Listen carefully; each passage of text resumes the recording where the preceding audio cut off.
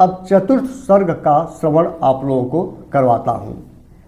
इस चतुर्थ सर्ग में महर्षि वाल्मीकि का 24,000 श्लोकों से युक्त रामायण काव्य का निर्माण करके उसे लवकुश को पढ़ाना, मुनि मंडली में रामायण गान करके लव और कुश का प्रशंसित होना तथा अयोध्या में श्री राम द्वारा सम्मानित हो उन दोनों का राम दरबार में रामायण गान सुनाना, यह सब चतुर्थ सर्ग में हम लोगों को श्रवण करने को मिलेगा। अब देखते हैं कि हम लोग इसमें क्या कुछ श्रवण करते हैं। वाल्मीकि जी ने क्या लिखा है।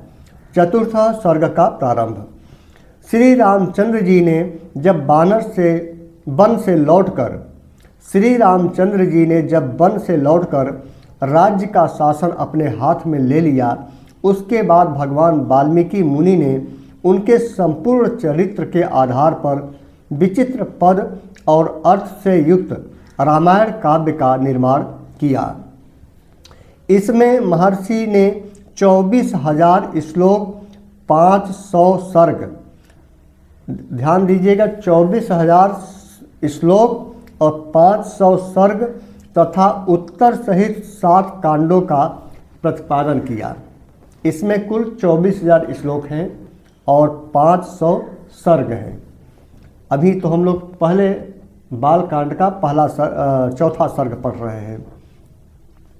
तथा उत्तर सहित 7 कांडों का प्रतिपादन किया। भविष्य तथा उत्तर कांड सहित समस्त रामायण पूर्ण कर लेने के पश्चात सामर्थ्यशाली महाज्ञानी महर्षि ने सोचा कि कौन ऐसा शक्तिशाली पुरुष होगा जो इस महाकाव्य को पढ़कर जन समुदाय में सुना सके। शुद्ध अंतःकरण वाले उन महर्षि के इस प्रकार विचार करते हुए मुनि वेश में रहने वाले राजकुमार कुश और लव ने आकर उनके चरणों में प्रणाम किया। राजकुमार कुश और लव दोनों भाई धर्म के ज्ञाता और यशस्वी थे। उनका स्वर बड़ा ही मधुर था और वे मुनि के आश्रम पर ही रहते थे। उनकी धारणा शक्ति अद्भुत थी और वे दोनों ही वेदों में पारंगत हो चुके थे। भगवान वाल्मीकि ने उनकी ओर देखा और उन्हें सुयोग्य समझकर उत्तम व्रत का पालन करने वाले उन महर्षि ने वेदार्थ का विस्तार के साथ ज्ञान कराने के लिए उन्हें सीता के चरित्र से युक्त संपूर्ण रामायण नामक महाकाव्य का, जिसका दूसरा नाम पौलत्स्य वध अथवा दशानन वध था, अध्ययन कराया। अब यहाँ पर रामायण का दूसरा नाम भी हमें मिलता है। यहाँ पर 2 नाम हमें श्रवण करने को मिलेगा। इसका दूसरा नाम था पौलत्स्य वध अर्थात दशानन वध, इसका नाम था। वह महाकाव्य पढ़ने और गाने में भी मधुर, द्रुत, मध्य और विलंबित, इन तीनों गतियों से अन्वित, षड्ज आज 7 स्वरों से युक्त, बीड़ा बजाकर स्वर और ताल के साथ गाने योग्य तथा श्रृंगार, करुण, हास्य, रौद्र, भयानक तथा वीर आज सभी रसों से अनुप्राणित है। दोनों भाई कुश और लव इस महाकाव्य को पढ़कर उसका गान करने लगे। वे दोनों भाई गांधर्व विद्या अर्थात संगीत शास्त्र के तत्वज्ञ, स्थान और मूर्छ नाके जानकर मधुर स्वर से संपन्न तथा गंधर्वों के समान मनोहर रूप वाले थे। सुंदर रूप और शुभ लक्षण उनकी सहज संपत्ति थी। वे दोनों भाई बड़े मधुर स्वर से वार्तालाप करते थे। जैसे बिंब से प्रतिबिंब प्रकट होते हैं, उसी प्रकार श्री राम के शरीर से उत्पन्न हुए वे दोनों राजकुमार दूसरे युगल श्री राम ही प्रतीत होते थे। वे दोनोन राजपुत्र सब लोगों की प्रशंसा के पात्र थे। उन्होंने उस धर्मानुकूल उत्तम उपाख्यानमय संपूर्ण काव्य को जिह्वाग्र कर लिया था अर्थात कंठस्थ कर लिया था। और जब कभी ऋषियों, ब्राह्मणों तथा साधुओं का समागम होता था, उस समय उनके बीच में बैठकर वे दोनों तत्वज्ञ बालक एकाग्रचित होकर रामायण का गान किया करते थे। एक दिन की बात है, चूँकि जो हम लोग रामायण में श्रवण करते हैं टीवी वाले पर, तो उसमें सिर्फ एक ही बार आप लोगों को श्रवण करने का झलक मिली थी, लेकिन वह रामायण की कथा लव और कुश जहाँ जहाँ भी सत्संग संतों का समागम होता था वहाँ हर जगह वे लोग गाते थे। वो तो अंतिम घटना थी जो कि अब श्रवण करने को मिल रहा है। एक दिन की बात है, बहुत से शुद्ध अंतःकरण वाले महर्षियों की मंडली एकत्र हुई थी।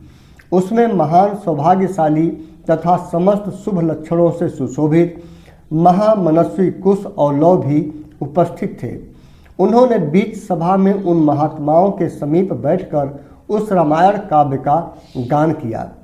उसे सुनकर सभी मुनियों के नेत्रों में आंसू भर आए और वे अत्यंत विस्मय विमुग्ध होकर उन्हें साधुवाद देने लगे।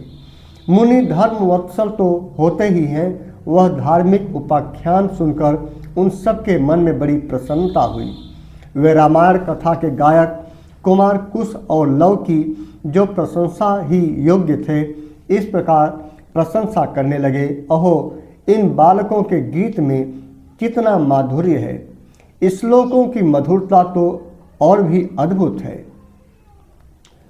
यद्यपि इस काव्य में वर्णित घटना बहुत दिनों पहले हो चुकी है, तो भी इन दोनों बालकों ने इस सभा में प्रवेश करके एक साथ ऐसे सुंदर भाव से स्वर संपन्न राग युक्त मधुर गान किया कि वे पहले की घटनाएं भी प्रत्यक्ष सी दिखाई देने लगी हैं, मानो अभी अभी आंखों के सामने घटित हो रही हों।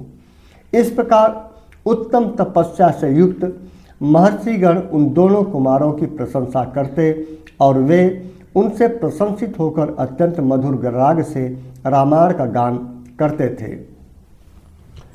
उनके गान से संतुष्ट हुए किसी मुनि ने उठकर उन्हें पुरस्कार के रूप में एक कलश प्रदान किया। किसी दूसरे महायशस्वी महर्षि ने प्रसन्न होकर उन दोनों को वत्कल वस्त्र अर्थात मुनियों का जो वस्त्र होता है वह प्रदान किया।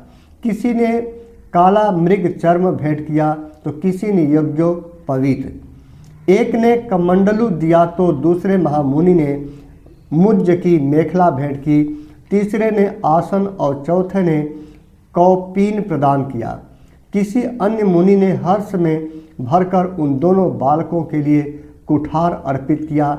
किसी ने गेरुआ वस्त्र दिया तो किसी मुनि ने चीर भेंट किया। किसी दूसरे ने आनंद मग्न होकर जटा बांधने के लिए रस्सी दी तो किसी ने समीधा बांधकर लाने के लिए डोरी प्रदान की। एक ऋषि ने यज्ञ पात्र दिया तो दूसरे ने काष्ठ भार समर्पित किया। किसी ने गूलर की लकड़ी का बना हुआ पीढ़ा प्रदान किया। कुछ लोग उस समय आशीर्वाद देने लगे, हे बच्चों, तुम दोनों का कल्याण हो। दूसरे महर्षि प्रसन्नतापूर्वक बोल उठे, तुम्हारी आयु बढ़े। इस प्रकार सभी सत्यवादी मुनियों ने उन दोनों को नाना प्रकार के वर दिए। महर्षि वाल्मीकि द्वारा वर्णित यह आश्चर्यमय काव्य परवर्ती कवियों के लिए श्रेष्ठ आधारशिला है। श्री रामचंद्र जी के संपूर्ण चरित्रों का क्रमशः वर्णन करते हुए इसकी समाप्ति की गई है। संपूर्ण गीतों के विशेषज्ञ राजकुमारों, यह काव्य आयु एवं पुष्टि प्रदान करने वाला तथा सबके कान और मन को मोहने वाला मधुर संगीत है। तुम दोनों ने बड़े सुंदर ढंग से इसका गान किया है। एक समय सर्वत्र प्रशंसित होने वाले राजकुमार कुश और लव अयोध्या की गलियों और सड़कों पर रामायण के श्लोकों का गान करते हुए विचर रहे थे। इसी समय उनके ऊपर भरत के बड़े भाई श्री राम की दृष्टि पड़ी। उन्होंने उन समादर योग्य बंधुओं को अपने घर बुलाकर उनका यथोचित सम्मान किया। उसके बाद शत्रुओं का संहार करने वाले श्री राम सुवर्णमय दिव्य सिंहासन पर विराजमान हुए। उनके मंत्री और भाई भी उनके पास ही बैठे थे। उन सबके साथ सुंदर रूप वाले उन दोनों विनयशील भाइयों की ओर देखकर श्री रामचंद्र जी ने भरत, लक्ष्मण और शत्रुघ्न से कहा, ये देवता के समान तेजस्वी दोनों कुमार विचित्र अर्थ और पदों से युक्त मधुर काव्य बड़े सुंदर ढंग से गाकर सुनाते हैं। तुम सब लोग इसे सुनो। यूँ कहकर उन्होंने उन दोनों भाइयों को गाने की आज्ञा दी। आज्ञा पाकर वे दोनों भाई बीड़ा के लय के साथ अपने मन के अनुकूल तार उच्च एवं मधुर स्वर में राग अलापते हुए रामायण काव्य का गान करने लगे। उनका उच्चारण इतना स्पष्ट था कि सुनते ही अर्थ का बोध हो जाता था। उनका गान सुनकर श्रोताओं के समस्त अंगों में हर्ष जनित रोमांच हो आया तथा उन सबके मन और आत्मा में आनंद की तरंगें उठने लगी। उन जनसभा में होने वाला वह गान सबकी श्रवणेंद्रियों को अत्यंत सुखद प्रतीत होता था। उस समय श्री राम ने अपने भाइयों का ध्यान आकृष्ट करते हुए कहा, ये दोनों कुमार मुनि होकर भी राजोचित लक्षणों से संपन्न हैं। संगीत में कुशल होने के साथ ही महान तपस्वी भी हैं। ये जिस चरित्र का प्रबंध काव्य गान करते हैं वो शब्दार्थालंकार, उत्तम गुण एवं सुंदर रीत आदि से युक्त होने के कारण अत्यंत प्रभावशाली है। मेरे लिए भी अभ्युदय कारक हैं ऐसा वृद्ध पुरुषों का कथन है। अतः तुम सब लोग ध्यान देकर इसे सुनो। उसके बाद श्री राम की आज्ञा से प्रेरित होकर वे दोनों भाई मार्ग विधान की रीत से रामायण का गान करने लगे। सभा में बैठे हुए भगवान श्री राम भी धीरे धीरे उनका गान सुनने में तन्मय हो गए और इस प्रकार श्री वाल्मीकि निर्मित आर्ष रामायण का बालकांड का यह चौथा सर्ग संपन्न हुआ।